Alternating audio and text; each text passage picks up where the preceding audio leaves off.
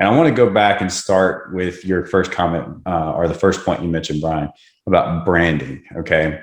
And really, you kind of already started hinting around to some of the things around branding, but what do you think are the key components of really building that brand presence? Oh man, there's so many components that go into building a brand presence.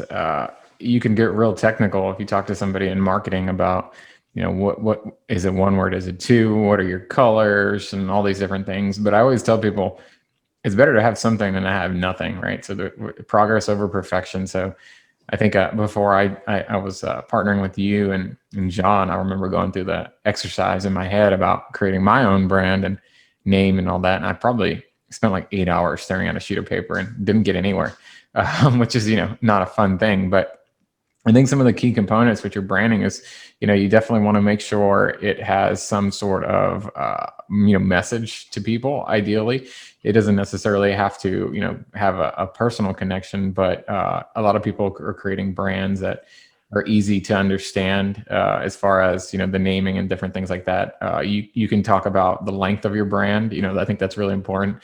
Not getting too wordy with your brand.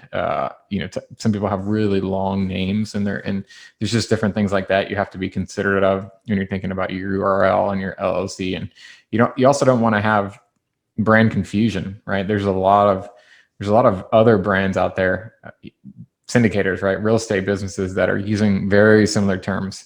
Investments and capitals are two very common words that are in a lot of these brands. But ultimately, you don't want to get so confused that if I type your brand in Google, 10 of them pop up or 5 of them pop up. You want to try to be somewhat unique, which can be a challenge, right? And that's why it can take you a few days, if not a few weeks, to really start to narrow down what you want your brand to be. But you definitely want something that's going to be able to, go on a shirt very nicely, go on a website very nicely, represent just, your overall outlook and image and your mission and your vision and all that stuff that kind of comes along with just creating a company. But that's kind of my first thought process when it comes to starting a brand and, a logo and different things like that.